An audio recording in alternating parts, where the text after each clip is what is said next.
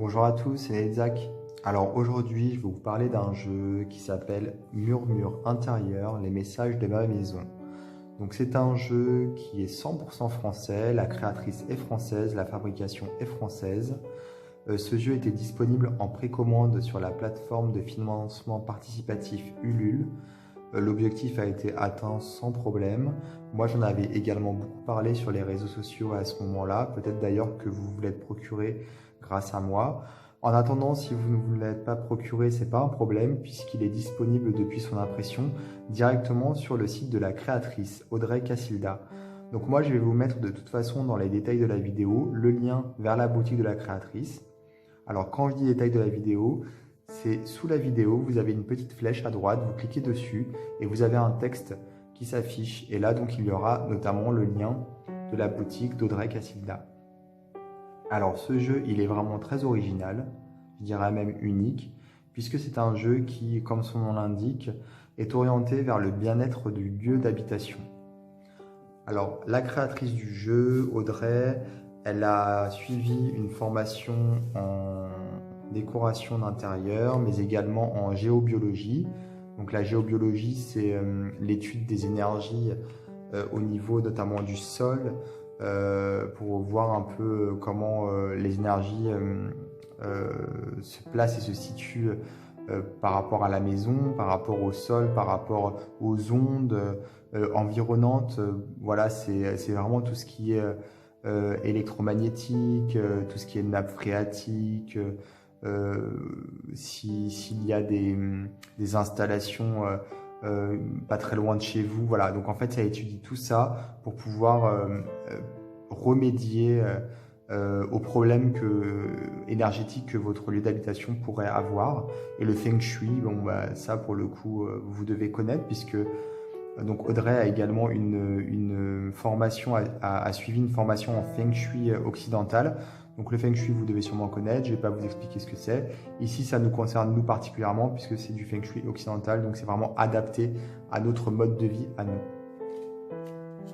Alors ce jeu combine le bien-être de la maison au développement personnel et c'est en ça qu'il est vraiment original puisqu'on a des cartes qui nous parlent vraiment de développement personnel, mais toujours avec comment dire, un décor, un arrière,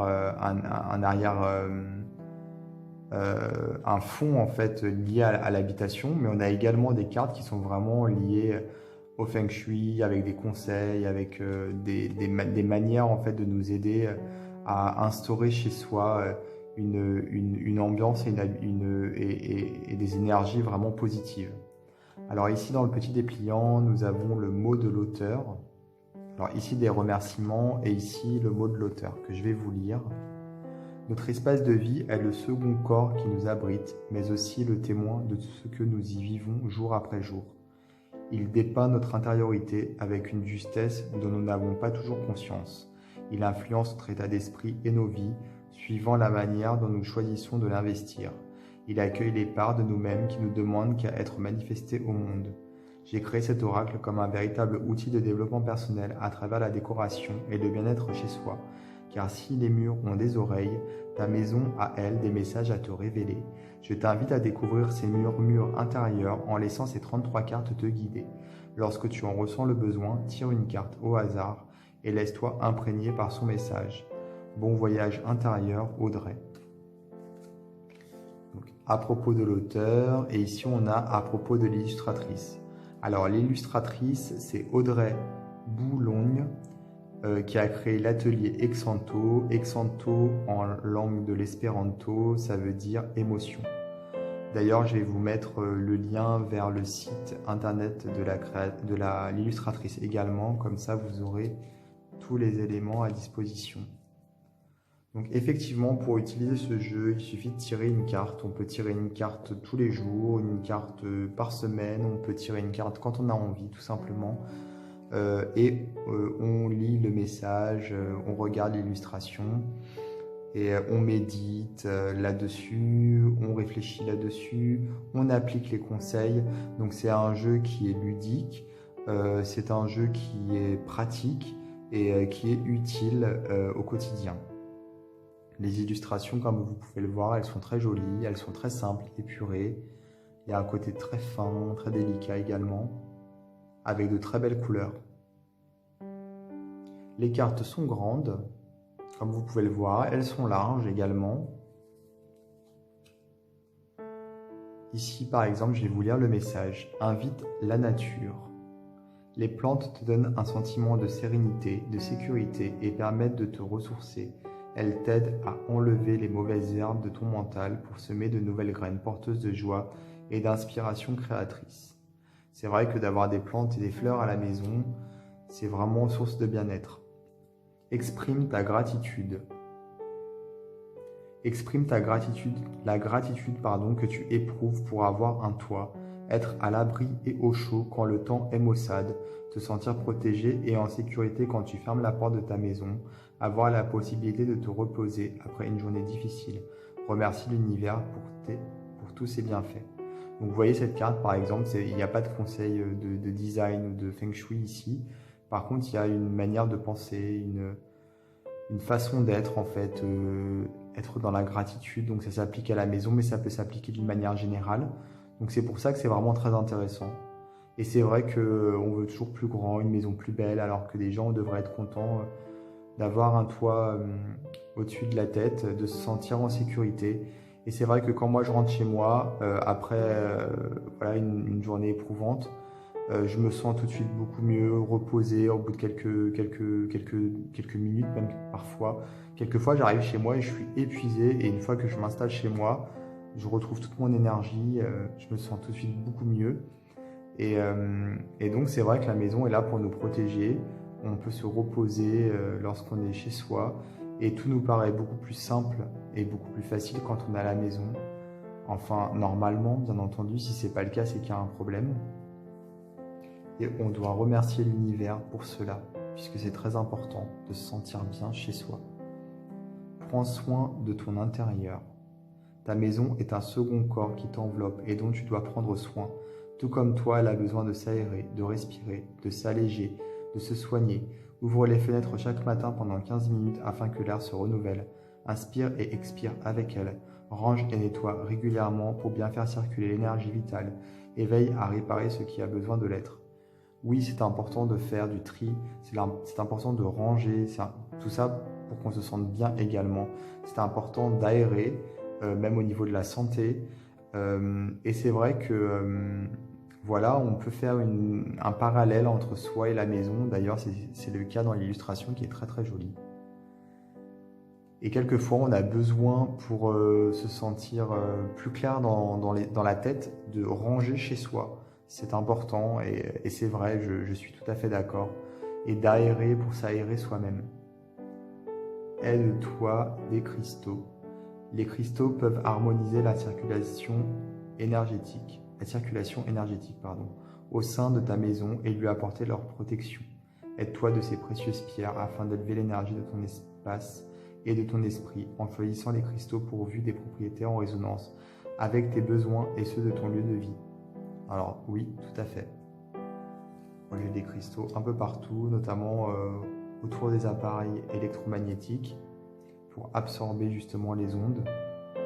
Et quelquefois, même quand on a au niveau des pièces des énergies qui circulent mal, on peut placer des cristaux. Et il faut faire attention de placer les bons cristaux aux bons endroits également, c'est important.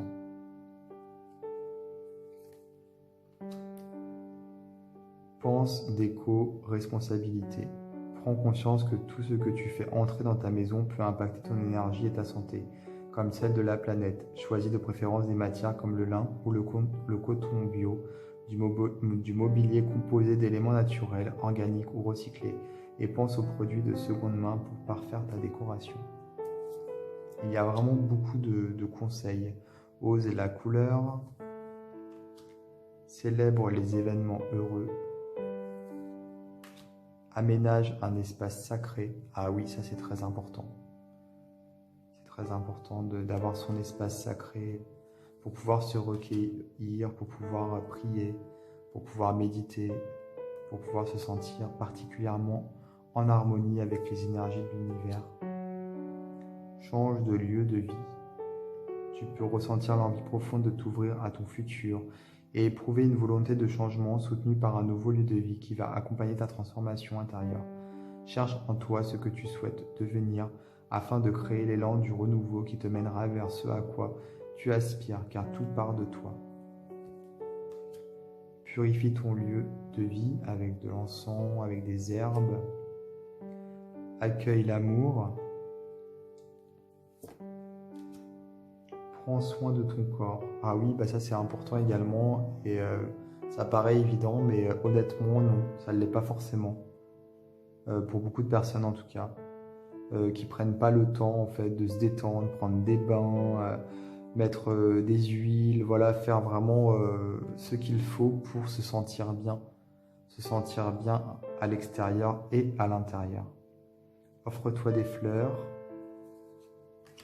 fais entrer la lumière, oui, ça c'est important également. En fait, tout est important dans les messages d'Audrey Cassilda. Élève la vibration de ta maison, entoure-toi de douceur, avec les matériaux, avec les couleurs par exemple.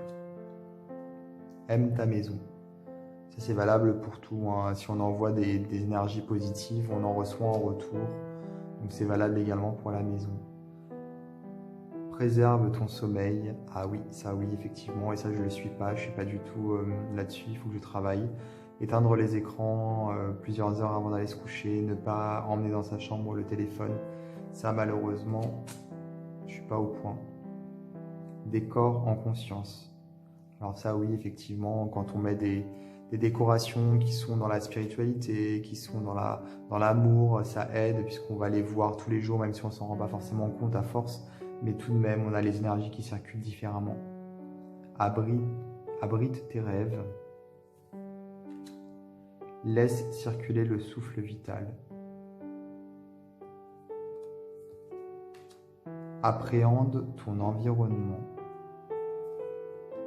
Soigne ton entrée. C'est vrai que l'entrée dans le Feng Shui, c'est une des pièces les plus importantes.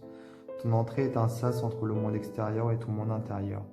Veille à ce que cet espace soit agréable, dégagé, accueillant et plein de vie, car c'est par ce passage que s'invite l'énergie vitale qui va alimenter tout le reste de ta maison. Alors quelquefois on a une entrée minuscule ou même pas vraiment d'entrée, mais l'entrée c'est vraiment la zone qui est autour de la porte. Donc si on a une petite entrée ou même pas d'entrée et un petit appartement, c'est pas grave, hein, on peut décorer la porte, on peut placer au-dessus de la porte, à côté de la porte, des talismans, des objets, des tableaux qui nous sont vraiment, comment dire, importants à nos yeux, chargés émotionnellement. Donc en fait, il ne faut pas se dire que c'est parce que c'est dans l'entrée qu'on ne va pas mettre un élément de décoration qui est important, au contraire. Il faut en placer effectivement dans le lieu de vie, dans la chambre, mais l'entrée également. Moi je sais que dans mon entrée, j'ai placé des talismans, j'ai placé des cristaux, j'ai même un petit sachet de protection, voilà. Donc j'ai vraiment essayé de placer dans l'entrée des éléments importants pour pouvoir faire en sorte que les énergies puissent circuler dès l'entrée et se propager dans toute la maison. C'est important. Observe avec bienveillance. Veille à l'équilibre yin-yang. Alors ça, par exemple, c'est quelque chose auquel je ne pense pas particulièrement. Et pourtant, c'est la base du Feng Shui. Mais comme on n'est pas trop dans ce trip-là, en fait, en Occident, on n'y pense pas forcément au côté masculin, féminin, le côté... c'est ce qui est écrit là, en fait. Comprends que tu as besoin du yin autant que du yang, de l'énergie féminine comme masculine, de calme dans certaines pièces et de dynamisme dans d'autres, pour parvenir à équilibrer ton intérieur. Et on peut même avoir les deux dans une seule pièce, il faut réussir à équilibrer tout ça. Et ça, c'est vrai que j'y pense pas forcément, mais il faut que je m'y attelle. Clarifie ton intérieur. Amène de la fluidité. Alors ça, oui, oui, oui. Prends conscience que l'espace dans lequel tu évolues a besoin de fluidité. Tu dois pouvoir circuler facilement dans ta maison, sans buter dans un meuble, ouvrir et fermer les portes sans que celles-ci ne soient freinées. Ton mobilier doit être adapté à la taille des pièces qui les occupent, créant ainsi une sensation d'espace et de légèreté. Moi, je me souviens d'un appartement auquel j'ai habité, où les anciens propriétaires avaient condamné un couloir qui n'était pas utile, puisqu'en fait, on pouvait accéder à la pièce en question par une autre pièce. Donc en fait, on avait le salon, et par le salon, on pouvait accéder à cette pièce, mais on pouvait aussi accéder à cette pièce par un autre couloir. Et eux, ils avaient condamné le couloir et ils avaient fait du couloir un placard géant. Et c'est vrai que l'appartement était petit, donc j'ai compris ce choix. Mais dès que je suis rentré, enfin dès que j'ai visité, et puis après quand je me suis installé, je me suis senti pas bien du tout par rapport à ce placard. Donc j'ai réouvert la porte. J'ai fait en sorte de pouvoir utiliser le couloir. Parce qu'en fait, j'avais l'impression vraiment que les énergies circulaient vraiment mieux dans la maison. Donc effectivement, je perdais un placard, enfin un couloir même, parce que c'était énorme comme placard. Et le couloir, j'aurais pu m'en passer honnêtement, puisque je pouvais passer par le salon pour aller dans la pièce. Mais je trouvais que c'était beaucoup plus clean, beaucoup plus, je sais pas, fluide, voilà, c'est ça, c'est le terme. Et je me suis senti tout de suite mieux chez moi à partir du moment où j'ai réouvert l'accès à ce couloir. Donc voilà, après je l'ai senti tout de suite, hein, dès que j'ai visité. Et donc voilà, après c'est des choses quelquefois qui nous viennent tout de suite, quelquefois on n'y pense pas. Et quand on n'y pense pas avec ces cartes, on peut justement, ça peut pointer des choses du doigt et on peut se dire ah oui en fait je vais essayer et après se sentir tout de suite mieux. Délaisse-toi du passé. Accepte de te dépouiller de certains objets qui ne correspondent plus à qui tu es dans cet ici et maintenant et t'entravent dans ton cheminement. Choisis de faire le vide dans ta maison pour pouvoir accueillir ce qui se présente et remplir ta vie de beauté, de relations qui te nourrissent, d'abondance et de projets merveilleux. Alors ça c'est difficile. Hein. Moi je sais que je suis quand même assez attaché à tout ce qui est objet. C'est un petit peu contradictoire avec la spiritualité quelque part, mais je pense qu'on est tous un peu comme ça. On a une sorte de... Voilà, les énergies, elles peuvent aussi être dans certains objets et les souvenirs, et du coup c'est difficile quelquefois de se délester. Et pourtant, ça fait du bien une fois que c'est fait. Utilise les huiles essentielles. Alors ça, oui, moi je le fais déjà. Et il faut faire attention également aux huiles qu'on utilise, hein, parce que quand on est très sensible, on peut avoir des effets un petit peu compliqués ou du moins inattendus. Donc il faut y aller doucement. Cuisine dans la joie. Cultive la joie de cuisiner, le plaisir de partager un bon repas, préparé avec de belles intentions en compagnie des gens que tu aimes. La nourriture se chargeant de ton état d'être et de tes émotions, aie conscience qu'elle alimente ton corps autant que ton esprit. Et oui, et d'ailleurs, pas que la nourriture, c'est aussi dans l'autre sens. C'est-à-dire que ce qui va alimenter notre esprit va aussi alimenter notre corps. Quand on n'est pas bien, quand on est en dépression, n'importe, quand on a des problèmes, il va y avoir un impact sur le corps, la façon qu'on aura de digérer. D'ailleurs, quand on est stressé ou quand on est angoissé, on digère beaucoup moins bien. Et c'est vrai qu'aussi de cuisiner des choses bonnes pour le corps, à contrario, oui, en fait, ça va aussi provoquer des choses bien pour l'esprit. Hein. De toute façon, un corps sain, c'est un esprit sain. Donc en fait, ça va dans les deux sens. Hein. C'est nourrir son esprit de la bonne façon et nourrir son corps de la bonne façon également. Alors le dos est magnifique, je trouve, parce qu'il est très simple. On retrouve la petite maison du pochon, c'est très joli. Voilà, il y a une unité dans ce jeu qui est vraiment là, quoi. Et on a beaucoup de sagesse qui sont véhiculées dans ces cartes. En plus, Audrey est très sympa. Voilà, j'ai échangé avec elle. C'est quelqu'un de simple, d'accessible. Et je recommande vraiment ce jeu. Il est plein de bonnes énergies. Il est différent. Bon, après, c'est vrai que les illustrations, elles sont un peu féminines. Peut-être un peu trop féminines. Il y a beaucoup de roses. Il y a beaucoup de personnages féminins. Enfin, il n'y a que des personnages féminins, finalement. C'est vrai que ça aurait été pas mal de rajouter peut-être un bonhomme ou deux.